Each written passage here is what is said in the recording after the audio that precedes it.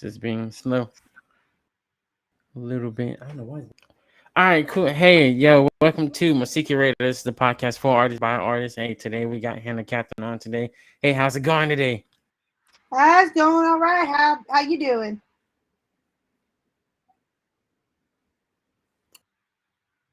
It's a Sunday night, just chilling, relaxing. But hey, I'm thankful for having you on the podcast. I get you on before some things happen, but I'm glad you're doing well, and you're here today. So it's gonna be a good Well, I'm glad podcast. to be here. For sure. Right. So before we get into the nitty gritty, tell the audience a little bit about yourself. Well, I'm 27 years old. I live in Fairdealing, All right, cool. So let's and get into it. yeah, and I'm an artist, musician. I've been doing it for a long time, since I was 2 years old. I grew up in church. My grandpa was a pastor, so I've pretty much been doing the music thing since then. That's how I pretty much got into it, and ever since then, it's been music.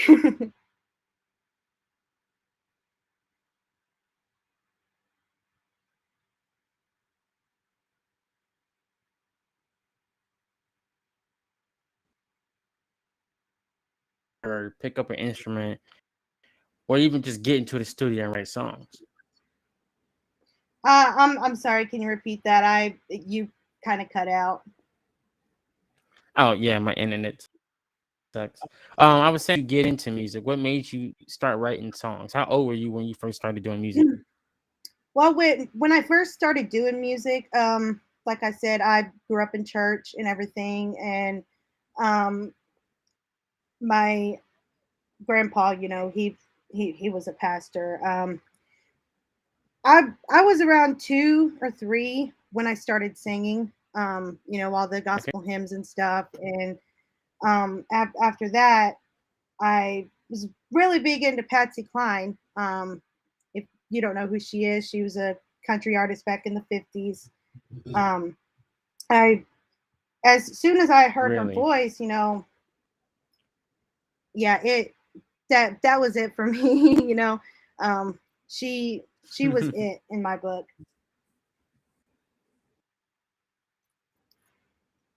Okay, cool. That is amazing. So, how is your life as a country gospel artist has been? Have you done anything major? Like, what are the major things you have done in your career so far? Um, I actually I opened up for the Kentucky Headhunters back in What? 2010, 2011. Yeah, I was like 15. Yeah. Um, I performed at the Clay Cooper Theater in Branson, Missouri. Just a lot of different things like that I've done. Right. And that's more than a lot of people have actually. Not too many people have done that. Yeah, That's major. that's very true. What about what about recently? Have you done anything recent? Have you been looking into doing Um, more shows since everything's kind of clearing up? I've I've done some free stuff. Haven't really done any paying gigs right now at the moment. Work life. Yeah, I work I second feel shift, you. so it's kind of hard to juggle that. And Right. Oh, trust me, I know. I definitely understand. It's hard trying to be an artist and you still have to live your daily lives. You know what I mean? oh It's yes, so yes, hard. definitely. Do you have any kids? Because I know, especially like if you have kids or significant other, it is so hard. trying to find that time music Right, is too right. hard. Yes, I have three. Whew. Trying to being a mother and trying to find that time. Oh God, yes. I Yeah, commend you for not yeah. giving up and still doing it. Well, thank you. I appreciate Okay, that. cool. So no problem. Okay, so to get country and gospel is a little bit something different than we have talked about on the podcast because most of the people who have been on the podcast have all been doing hip hop or pop. I think Hmm. our last person he did pop. So country and gospel is something totally different that we don't know. We only know a little bit about. But like when it comes to being a country artist, is what specific thing do you have to know that is different from a lot of other genres? Well, Like what's something to focus on? not being Coca Cola.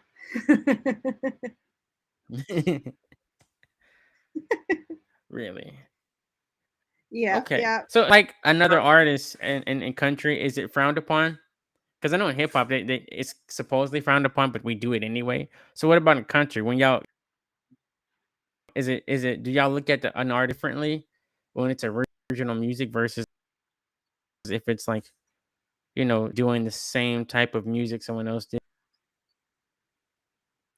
Well, in my opinion, country artists nowadays don't know how to do country. Um, Really? it used to be country back in the day, but it's no longer country.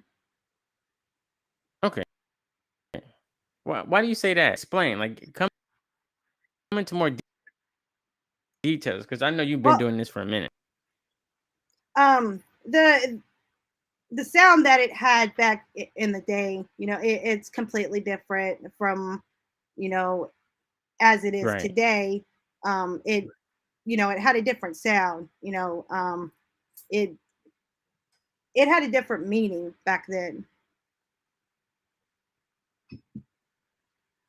Okay. I understand what you're saying. Times have changed. Music has Right, changed. yeah. Has that been a problem with you from being, from 15 and now?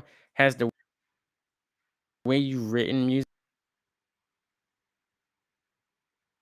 or the music that you make changed in any form? Kind of the same, but is it like not changing as your experience, but is it like the way you write the music now? Are you following the new wave on how to do music, or are you still following the way you came up? Well, I'm trying to do a little both actually. The song that I just wrote, the single that had just came out, it kind of has a little both. I would think, Right. Okay.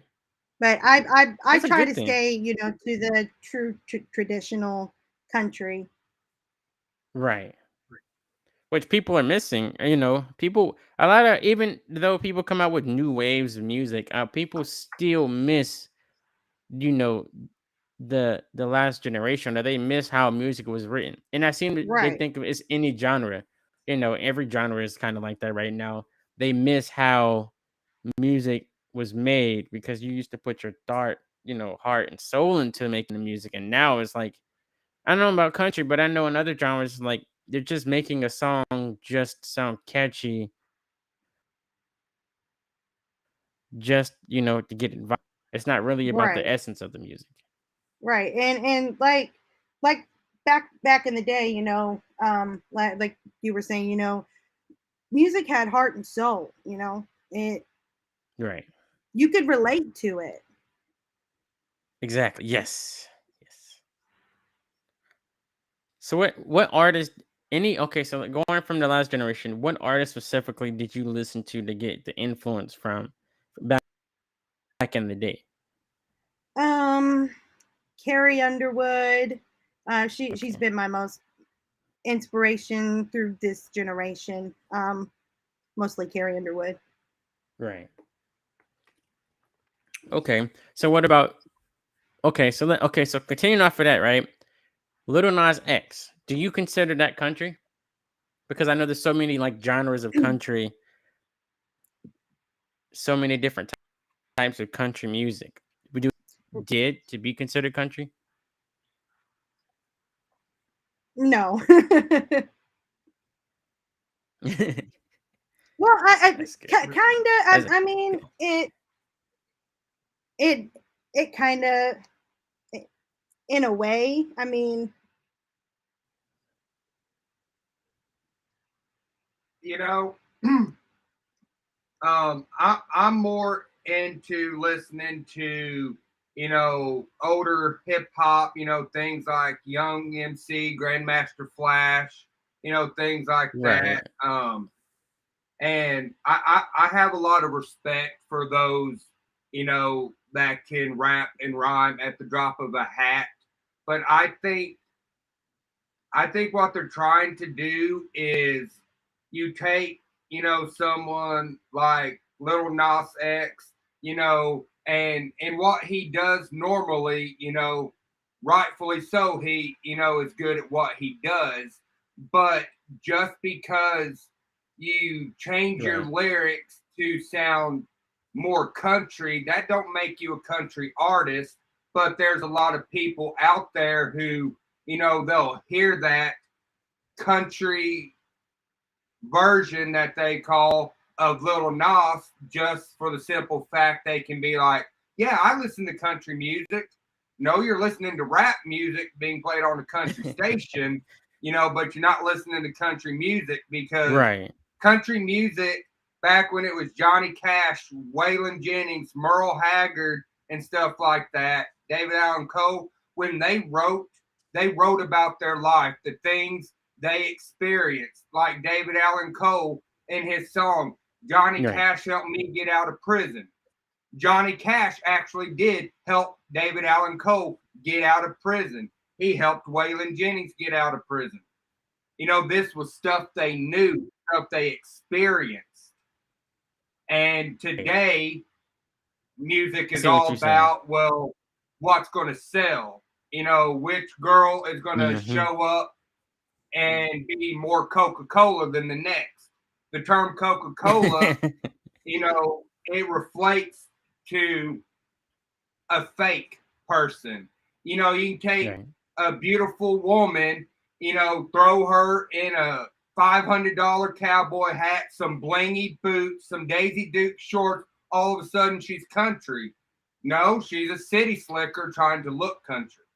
There's a big difference in being country and looking, and those that you can look at and be like, they're not country. That's where the term Coca Cola cowboy, Coca Cola cowgirl came in because they're nothing more than a poser. Right. Okay. So, what you think about then country rap? It just do you consider that still being country music, or do you just feel like it's people who do country similar to just doing normal hip hop? Like, what are you guys feeling on country rap? I'd be like, I'll never listen to rap, but they listen to country rap. You know what I'm saying? And then I know people who listen to rap who started to listen to country rap because it's somewhat different into it. So, what are you guys assuming about country rap?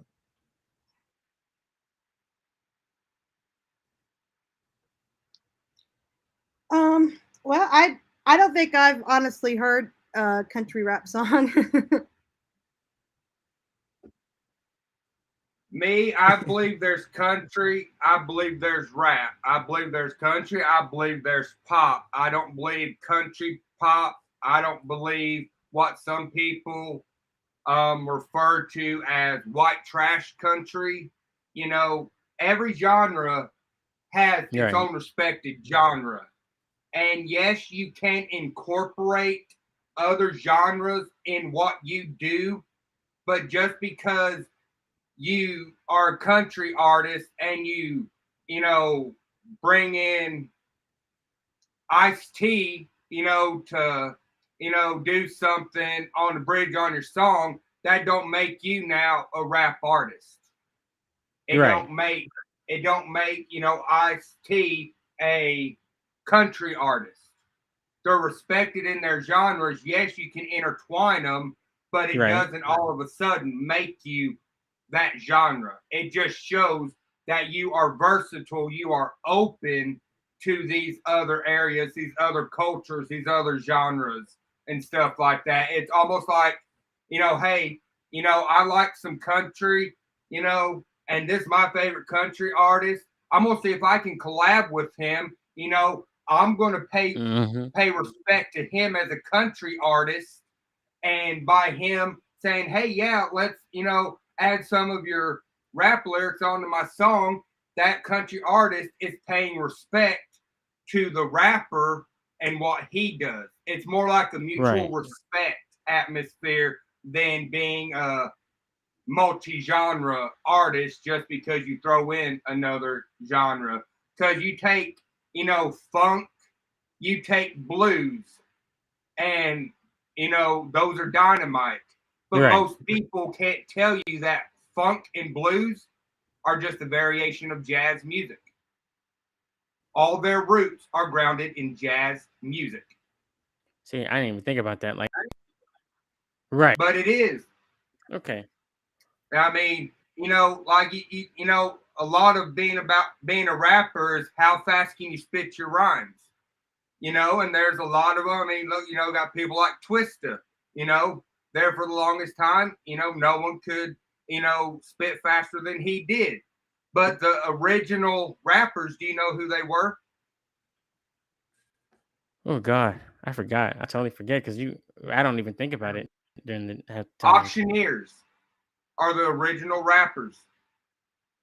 Because what is auctioneering? It's about Really? spitting the bid quick. And so from auctioneering comes rap. That makes you think of it differently. You don't think about that. It's something that you don't even think about. It is. Okay, But so let's get like, into it deeper, right? You guys are you take engaged. heavy metal. Go ahead. I'm sorry. Oh no, go ahead and continue. I guess my Wi-Fi's slow, so it cuts off. Now continue what you said. I was gonna say you take heavy metal. What was the beginning heavy metal? It was classical music. All those arpeggios and stuff, the way they put them together, it all has classical music roots. Right. But a lot of people, you say, oh man, yeah, I like Five Finger Death Punch, and stuff. I'm gonna be like, I thought you said you like heavy metal, and I'm gonna be like, I like Iron Maiden, Right. and stuff like that. But a lot of them ain't gonna be like, yeah, I listen to classical music too. And they're not going to be able to put two and two together. And a lot of people can't do that. Right. No, they can't at all. Not too many people can be versatile like that or thoroughly on how different music is made. But I mean, that goes to like how you two guys are. You're both artists, songwriters. Is it a competition between you two when you guys do music? No. We kind of support each other, and whatever we do. So Right. it's not really a competition. I try to help her out any way I can, whether it's helping her write songs or helping her learn a song that I've written, Right. and then, throwing it into my, music producing and, stuff like that. It's just trying to, bring the whole atmosphere, because it's like, why learn how to sing?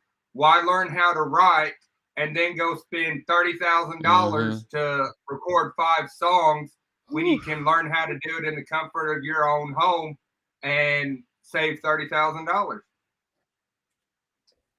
Really? Oh god. So okay, so like coming from that, do you think it's pointless? Because I ask every artist this, do you think it's pointless to own an actual recording studio business? Do you think it's pointless to create one? Oh no. I think if they have the support that they have it and everything, family, friends, um, they can be given the confidence, to do what they do, Right. you know. Okay. I Yeah.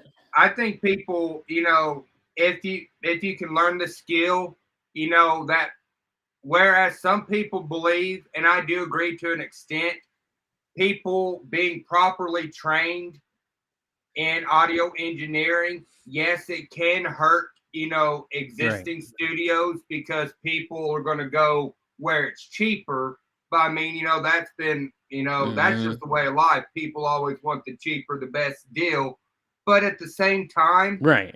you know, if you are familiar and you know how to do it, in my opinion, as a multi instrumentalist, a songwriter, you know, and producer and everything, it makes you more powerful inside a studio because you know what's supposed to be going on, you know how it's supposed to be done, and you don't have to sit there and wonder, well, what are they talking about, because you're going to Right. know because you're investing in your future. And if they decide, hey, we don't want to, make this album Right. or anything, fine. I'll just go home to my studio. I'll record it. I'll mix it. I'll master it. I'll release it myself. That's money in my pocket. That's money you lose. Right. Exactly.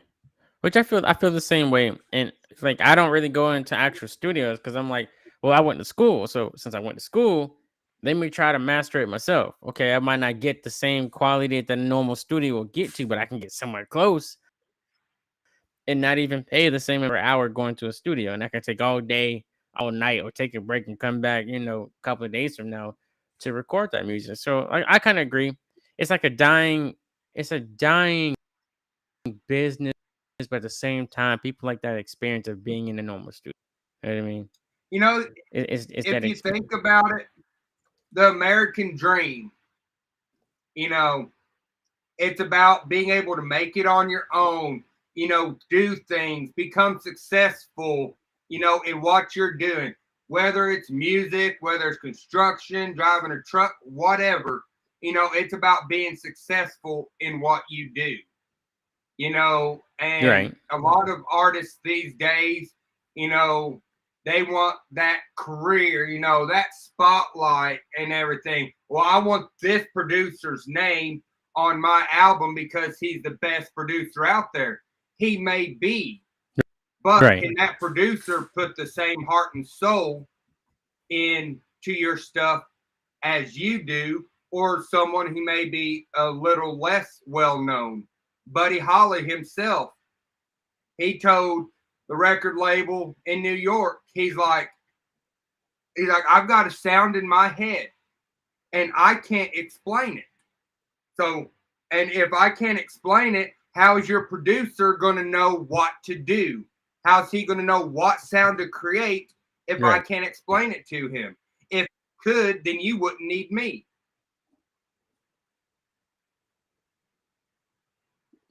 Whew, whew. Y'all getting into the nitty gritty of it then. Only you can make the best music you can. Yep. Okay, so Yeah. with country music, then do you guys? Because I know in hip hop, as y'all know, when you look at rappers, when you hear rappers getting ghostwriters, it doesn't sound the same. What you think of them getting ghostwriters is like frowned upon. So in country music, is it frowned upon having somebody write your music? No, that's normal. Okay. I Yeah, I don't mean, ever It think is. like it doesn't come from the heart. you take people like Chris Stapleton, for example. He does really well, performing and the stuff he does. But before he became Chris Stapleton, the artist, he was writing songs for other artists. That's how he got Really, his I start. didn't know that. Oh, yeah. And in my opinion, the best songwriter out there is none other than Smokey Robinson. Yeah, I mean, yeah. he has covered every single genre out there. Jesus, ooh. Okay, okay, y'all going deep, deep. Okay, so okay, that brings up to the next topic: the music business when it comes to country music. the music business in country, I guess in the country scene, is it different than any other genre, or you have to be more in depth when it comes to country music? I mean, no, not really. I don't think it's different. I think um, country is a way of life. Right. It's not just some lyrics. It's a way of life, and I I feel like that's with any genre. You Right. know, Which I definitely understand that. I understand that. I just always thought with country music that I'm seeing with different genres, there's only certain genres where you can play a song from 40, 50, 60 years ago and it's still as big or even bigger than it was when it was first released. And I've always seen country music, jazz, blues, um, rock, maybe metal, that's out. You could play songs from. I could play Ray Charles right now and still feel that I'm not even lived during that time, and I right, still get right, that feeling like, man, I wish I was there and do that now. It's like once 10 years goes away or 20 years goes away, nobody wants to hear that no more. So I always thought with country music, I right, I always thought you had to be more in debt with country music because those songs could last a long time. right, right. And some songs like that, are timeless. You Right, know, they they don't have an expiration date on it. right. I agree. But I you definitely also agree. got to think, you may mention, like Ray Charles and stuff, you know, maybe not mainstream, but you take Etta James, Howlin' Wolf, T-Bone Walker, Muddy Walker, excuse me, and stuff like that. Their music is just as extravagant and just as well known now as it was then. The difference is they couldn't get it out there back then the way we can now. It's like when Right. Johnny Lang came Just a out, click of they're a like, button. well, he's the next, Stevie Ray Vaughan. You know, it's about getting it out there, Right. and there's a lot of people who like it, but a lot of people are too busy trying to follow and find the next fad. Well, a fad ain't nothing Yeah. permanent. Your Right. stories are. I definitely agree. I definitely agree with that. And that's the thing I have an issue with is if you see my Facebook post yesterday, I was like, I'm done with music. I quit music. And it's that feeling of that somebody can go on, not anybody, but somebody can go on TikTok, make the suckiest song and do the simplest thing and go viral. And the next thing you know, they're at Rolling Loud or some big event doing, a very big concert. And then now they're getting a big $1 million contract and they barely did anything. People love that person because of what I guess they went viral with. And I'm like, if everybody's gonna go viral like this, and this is how music is gonna be, what's the point of making real music anymore? If everybody just wants to see the dumbest song with the something that's entertaining. Well, let me ask you this. I completely understand where you're going for. There's a lot of engineers, who are getting known, posting their TikTok videos and stuff like that. You know, do you yourself, what instruments do you play? I don't play any. I You don't can't. play I any? tried. I tried. I tried to play the Well, piano. I don't have the patience. like me, I play rhythm guitar, I play bass, drums. I'm working on ukulele, banjo, mandolin, fiddle, and Mm, things like that. Am I all over TikTok and social media? No. Me personally, I don't do social media. As far as having my own accounts, she handles everything for my business and everything. But let's say TikTok disappears. Instagram disappears, Facebook disappears, YouTube disappears. Well, those people are now no longer nobodies. Who are mm, people going to turn to? The people that are out there playing the actual instruments. right. So even though you reach that point where, man, I don't want to do this anymore. You may have someone following your page, that's using you as inspiration for them to keep going and everything. Ah, And, wow. sometimes Right. you got to be that one voice. You may be like, I'm going to give this one follower a reason to not give up, to keep going. And while you're doing that, you may find that fire in you that you thought went out. And then you're like, man, I'm glad I didn't give up. Dang. Whew, I'll be thinking about that because I'll see the views in the comments, and that's what I pay attention to because I'm 29, so that's my focus is like social media is like everything. You know what I mean? When I get up in the morning, social media. When I talk to family, social media. My wife posts the baby on social media, so it's like social media is everything. And I don't even be thinking about it. Like when I look for my Spotify for artists, and I see one play, and then I look at the play, and it's like somebody in Brazil, and I'm like, who the hell is in Brazil? I don't know nobody in Brazil. Yeah. Well, Or Ecuador. think of it this way. I've told Hannah and I've told several of my friends this for years. When you let what someone says, let's say it's a comment, if you let what someone says or something they do, when you let it affect how you respond or how you act, you are giving that person that much power over you. You're giving them that Mm, much control over you about who you are, what you're about. You're allowing that person to identify who you are and what you're about. And if you don't give them that power, right. then nobody identifies you but you. That's deep. That's a whole song right there. Uh, okay, so y'all got any music that's coming up? I know things have been kind of iffy lately, and then especially with the way the world is going. Y'all been able to kind of focus on writing music and put it out? Right now at the moment, like I said earlier, I do have a single that came out back in May, I believe.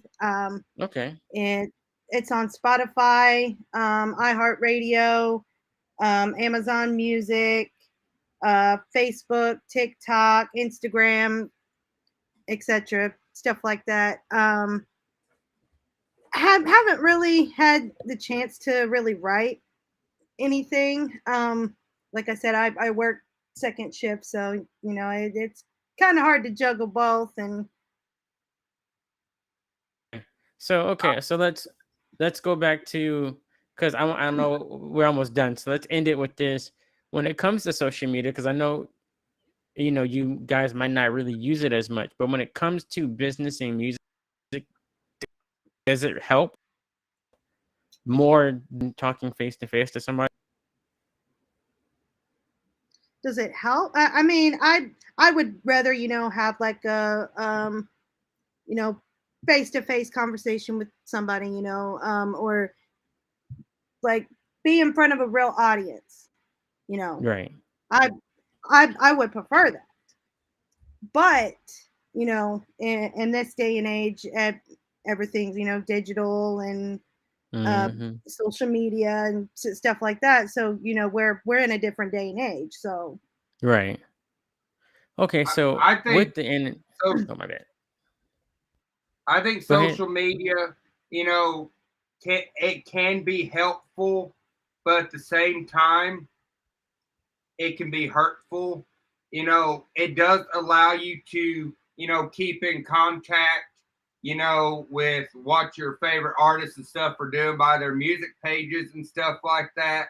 But, Right. also, if you're standing face to face with someone, having a conversation with them, whether they're aware that they're doing it or not, their body language, if you say something and you notice they started to roll their eyes or something like that, that kind of stuff speaks volumes, let you know Facts. how much that person values what they're saying.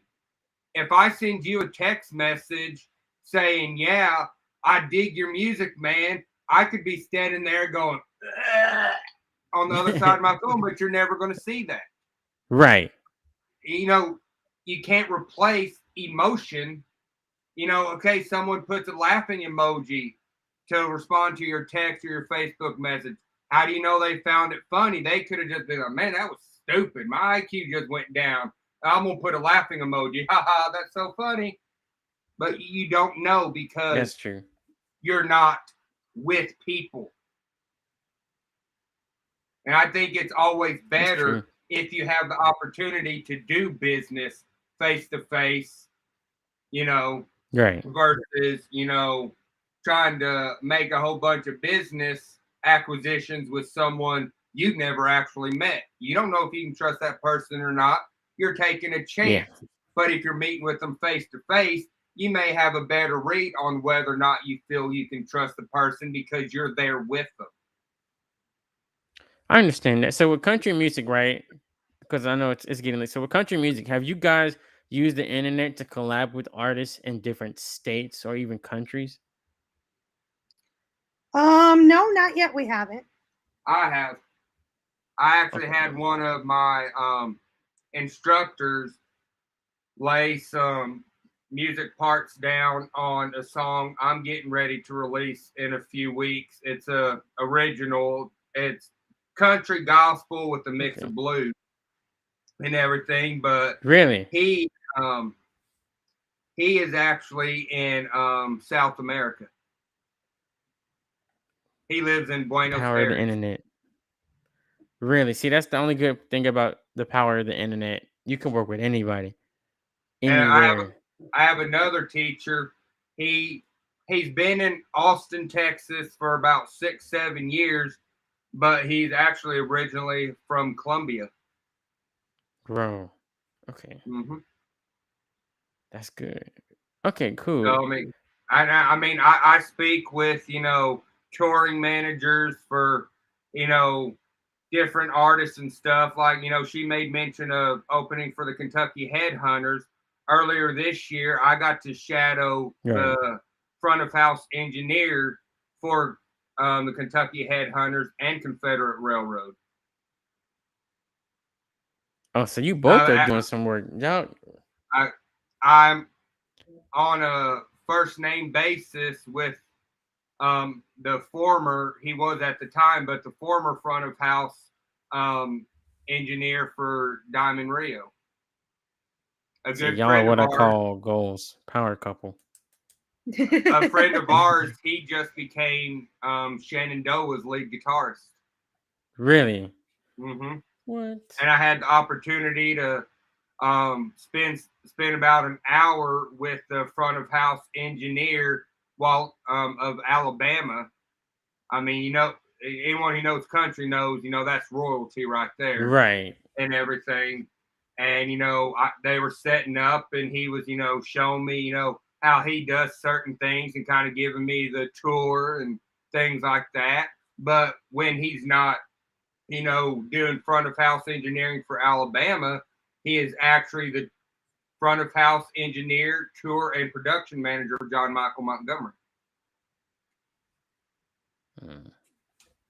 And the drummer for John Michael Montgomery actually plays lead guitar for Alabama. Damn.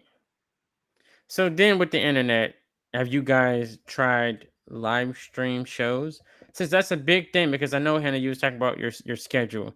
So the way with your schedule, do you think live shows through the internet is how you're gonna be able to, really get how you can perform? Think it's the best way for you? Well, right now, maybe. I I would think that would probably be the best way to try to get my name out there and everything. Because like I said today, people do social media. That's where they are. Right. That's true. You never know. It might not hurt. I know it's like it's better if you play an instrument. When you want to do live stream shows, it's better if you play an instrument or you sing. So the genre you Yeah. guys are in is the perfect genre to get out a guitar or a piano or whatever instrument you play, and be on something like this, and doing an entire concert from the comfort of your home, Right. and you I can still get paid for it.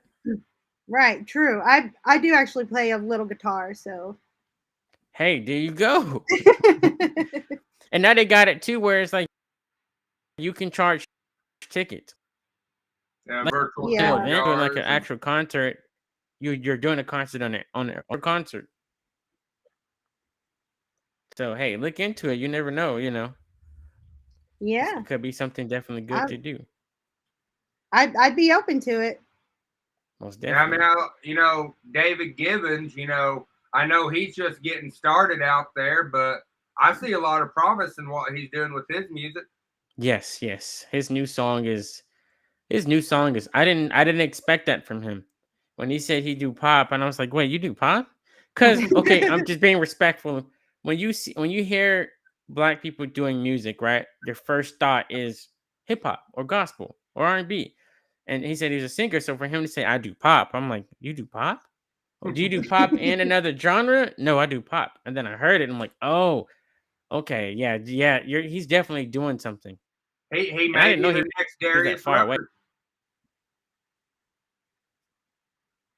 It's that good. And I don't even listen to pop like that, but it's really good. And he's like an hour from I me. I didn't even believe know he was an hour everybody from me. He deserves a chance to at least be heard. right, yeah. With so many, with what they said, 7 billion people in the world, it's crazy that every artist has. It's got to be crazy that every major artist has like 40 billion or 50 million people listening to them.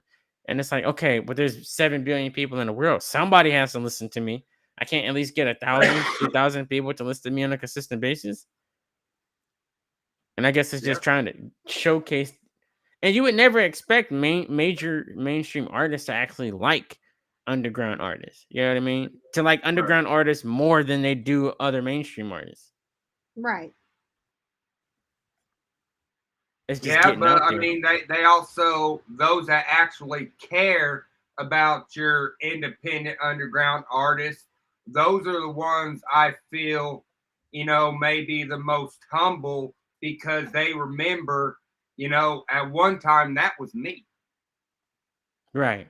Definitely. And they know how hard it is. And they know, like, well, maybe, if I would have, had someone I liked, give me this bump, it may have helped my career. Well, Right. now I'm going to pay it forward, I'm going to throw my support behind this artist, let's see what comes from it.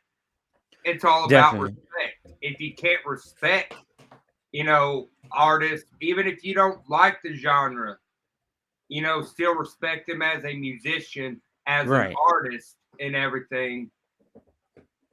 That's true. Because you never know what they're going through when they're making the music.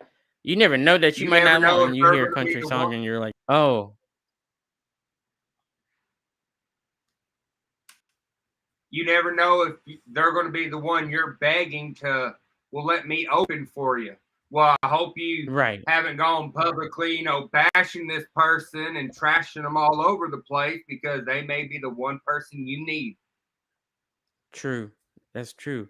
And then, you never know if they want to work together. And then a lot of times I'll see people who go viral on posts, and I'm like, okay, you're going viral. And then you go to their followers, not such a big following. So then I'll message them, hey, are you open to collab? And they'll be like, yeah, I'm open to collab. And I'm like, all right. You never know what can happen with working with somebody. You just Definitely. never know nowadays.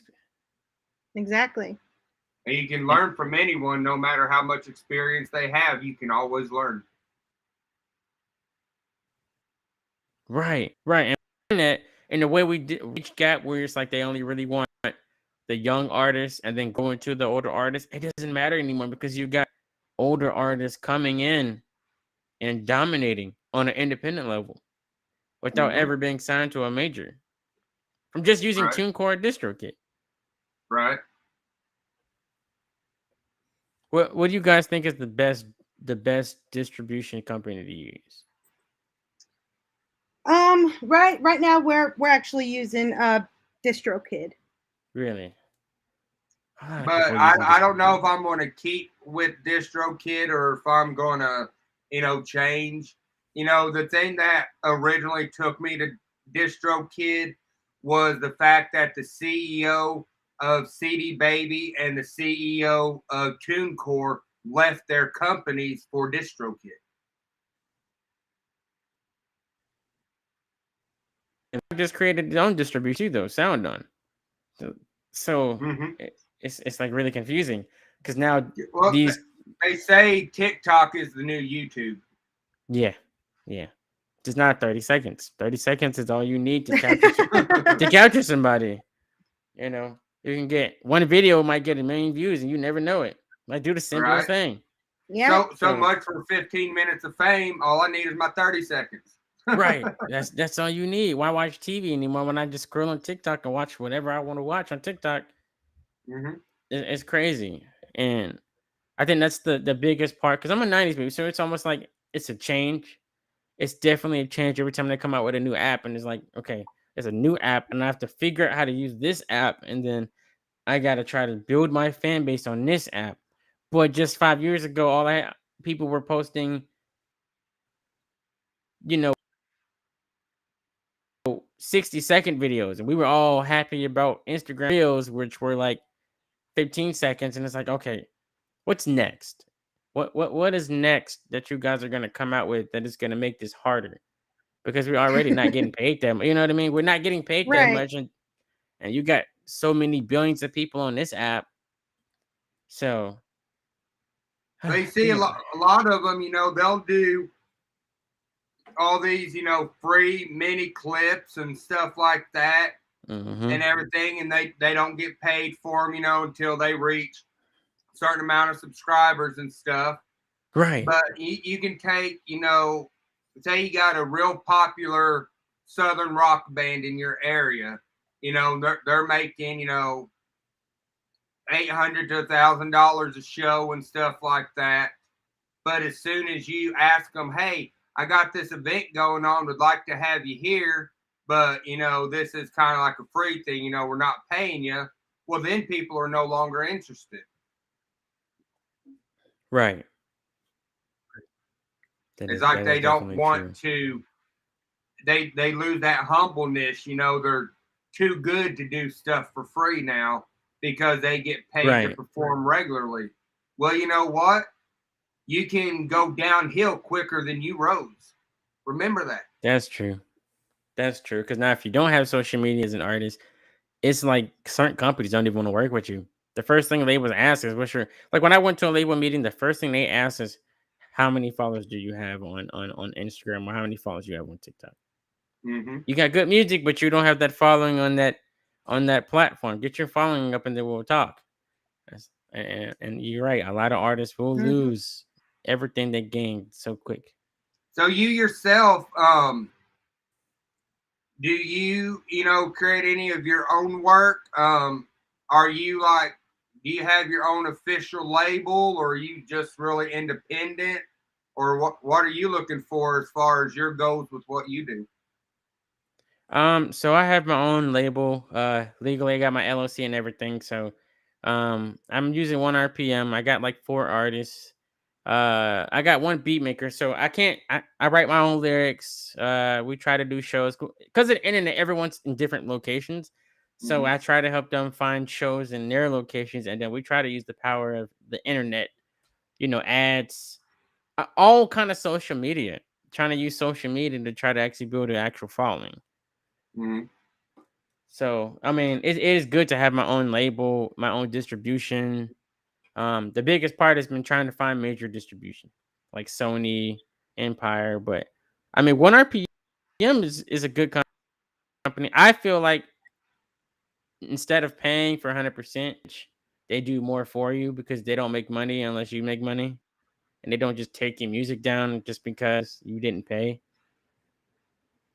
So that's why I've always Right. gone to the distribution companies that take I realize nothing's free. You're gonna pay for something. I might as well give you this Right. 10, 15% and not really lose anything unless I make money. So That's what I've been doing. My goal is so well. I don't know. I just know my goals are just to get a bigger following. Let me build up my this. Let me monetize my social media platforms to make some money, and then hopefully convert those into actual like streams. You know what I mean? Right. It's just so hard.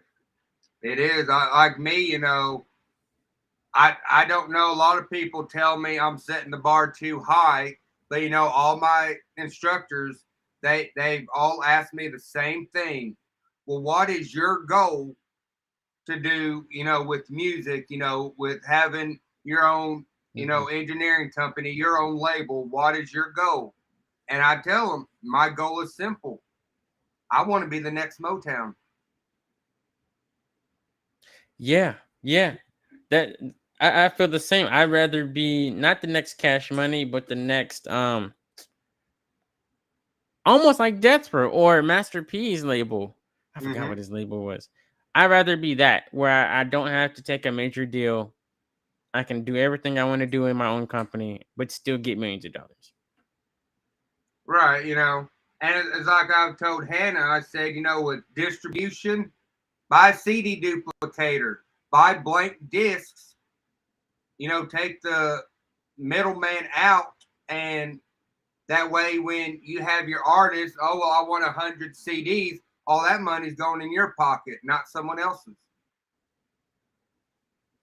That's true. I forgot all about CDs because I'm like, who still has a CD player in their cars?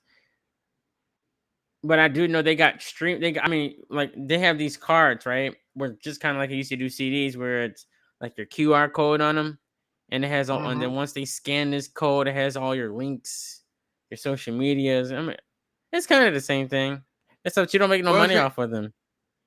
years ago? Hannah went to a local studio that's no longer open, and she had recorded some covers and stuff like that. And it was 10 songs, and it cost $13 for the CD. Or Hmm. you could download each song individually for 99 cents. Well, I'd be better off just downloading each individual song than just buying the album as a whole because I'm going to save money.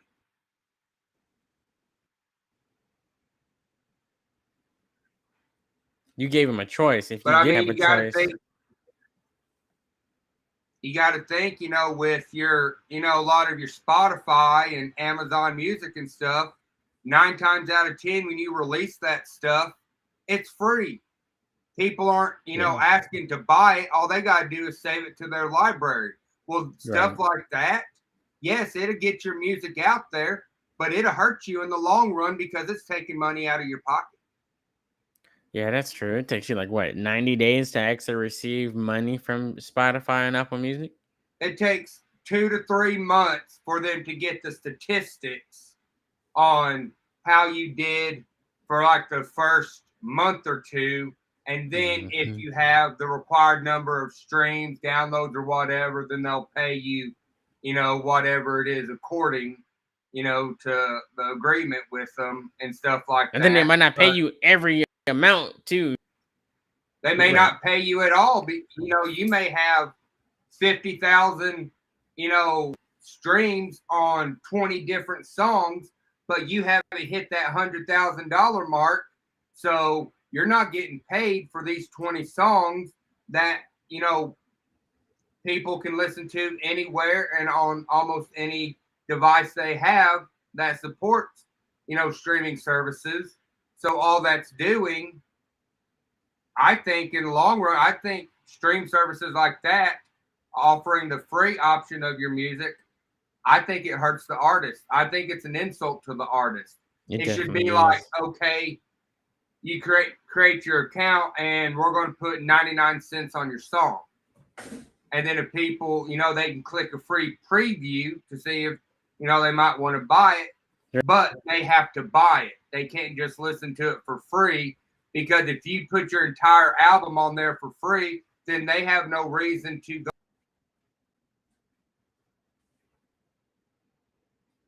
That is true.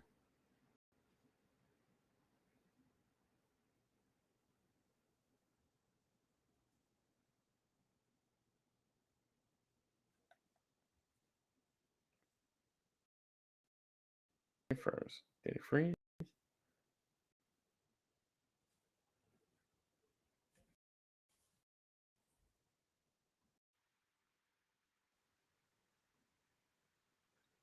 Welcome to the platform, Kim.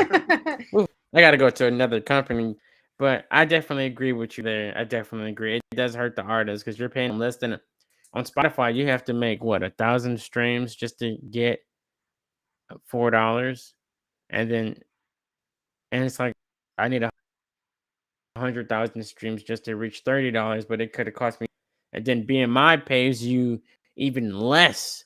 Like when you go to BMI and NASCAP, it takes longer, and then they pay you that money from the royalties that you make on the back end are way less than the money that you're getting from streaming directly. And then, like you said, the best way to make the money is to do these live shows. They pay the most money. Or even collecting performance royalties for these shows through ASCAP and BMI is a bigger check than just getting, your royalties just from the song streaming on radio. So it's definitely not for the artist. It hurts the artist. You don't make no money. You barely make money. You're spending. If you go through this one company, TS Digital, or any other company, and you're like, you want 500,000 streams, you're paying them what, $2,000 to $4,000, or anywhere between like 1,000 to 2,000 or $4,000 just to hit 1,000,000 streams, and $2,000 to $4,000 back. So you're making what you put in. You might make $500 more, but just could pay for that promotion, and it might be real. Doesn't mean you're gonna get the fan base from it. You know what I mean? So it's like you're spending money to make money. It's like you have to choose. Do I want to make a fan base? You want to have a fan base and spend money on promotion to try to get a fan base? Or do I want to spend money on promotion to get my numbers up on my streaming to make that money back? How many of those followers are bots? A lot of them. Probably even half of them. That's why, like, when you do that and you go to check you go to your Spotify for artists, Apple Music for artists, those total plays will be there. But then when you go to your actual distributor, it's like half of you're only getting paid for half of the streams, and they're only showing half of the streams. It's like if I made 50,000, why on my DistroKid account is only showing 25,000? I'm only getting paid for 25,000. It doesn't match up to what's on. Well, that's what we got from distributor. Okay, something's not right. That means Did y'all detect that half of those were bots, or am I just not getting paid? That's another thing. They can pay you what they want to pay you. It doesn't matter what's on how many numbers you did, if they're real or not. They'll pay you what they want to pay you, or they'll change your numbers when they send it to your distributor. This is a hard game out here. Right. Mm-hmm. Hannah, she had signed with a couple guys a few years back who had her convinced that it was her one shot, one opportunity. No pun intended from Eminem, but they had her $10,000 in the hole at the signing of the contract for stuff they didn't even do yet. There's no sign on. I mean, they were independent and everything. And the promoter guy and stuff, he was going to print off some digital tickets and give her some flyers to put up locally and stuff like that for a show. But she was going to be responsible for her own travel, her own lodging and food, paying for her own studio time and all this stuff. And they weren't doing nothing.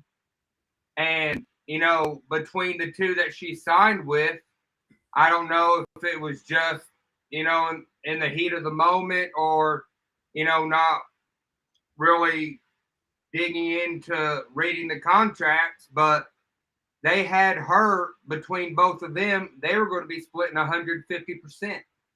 Wait, what? Yeah. And they were paying for nothing. Everything would come out of her pocket, and they had her $10,000 in the hole as soon as she signed her name. And then I asked her for a copy of those. Like you owed them 10,000?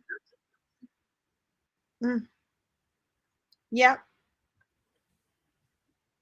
Oh God.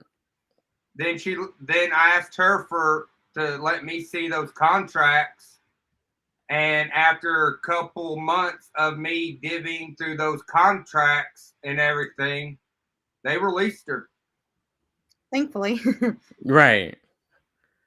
Jesus. What were they like? So I know they're independent, but if they were if you're talking about you're owing them money, that means they should have gave you either a sign-on bonus or at least paid for stuff. Maybe you pay for I get if you pay for your own studio time because it's your job as an artist sometimes, but what about everything else? Are you guys not helping me with my you had to do marketing for the tickets and everything?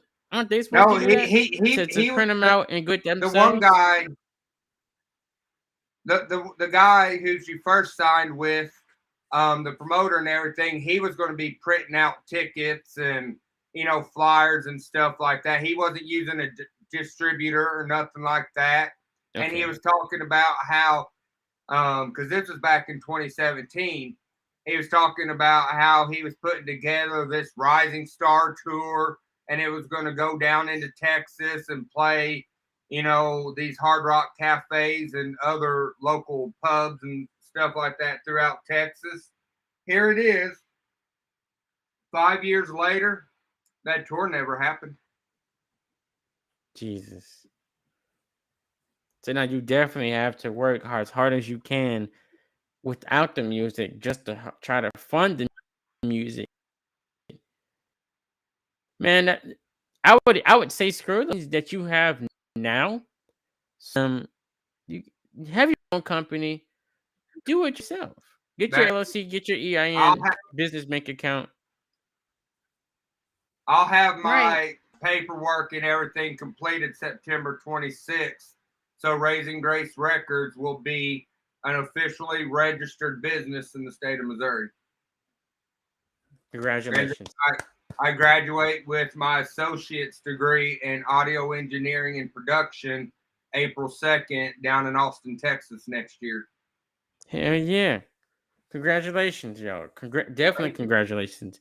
You guys can do it. Y'all got the connections. I think the biggest thing that's probably going to stop is money wise, but if you two work together and you figure out how to you have a legal business, figure out how to legally get the money from these banks will give out lines of credit. Well, you got to be, it's weird. Business credit, but then they want personal credit to business credit.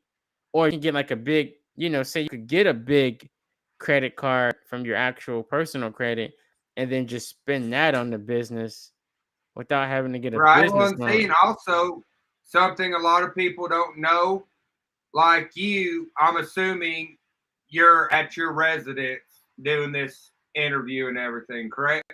Correct.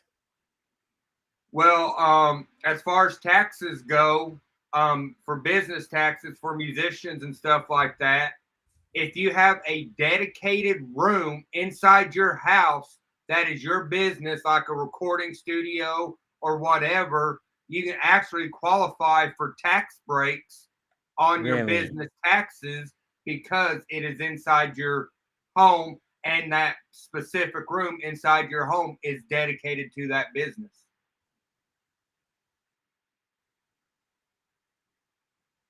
That's what's up. I need to do these taxes. I do my taxes and I put them, I put whatever I make from the business with when I do my personal, but I don't even really know if it's really getting filed because they never asked for the EIN. They never asked for the EIN. I think, well, one company Well, did. The other filing your company personal doesn't. taxes would be different than filing your business taxes. They're two different forms. Mm, I guess I've never done it. I guess they never asked because I know, if you don't make over a certain amount, they kind of just, that's what they told me. I don't make a certain amount or it's at a loss. So they don't even declare it a taxable business. Right. But it's always good, even if you're not making enough to file taxes, keep all your receipts for your Hmm. business separate from your personal. That way, if the time ever comes and they audit you for it, you got all your records and everything. Right. I definitely agree. So You know, what's the plan on your guys' is getting funding? How do you think your guys are gonna be able to get funding for your business? word of mouth, and eventually, as soon as our work schedule stops being as hectic as they are and everything, we'll try getting her out to doing some live gigs and stuff like that and everything. And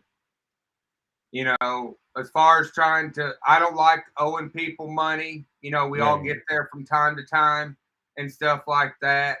But if I can find any way of making, even if it's $50, to put towards that business and everything, I'm gonna find it.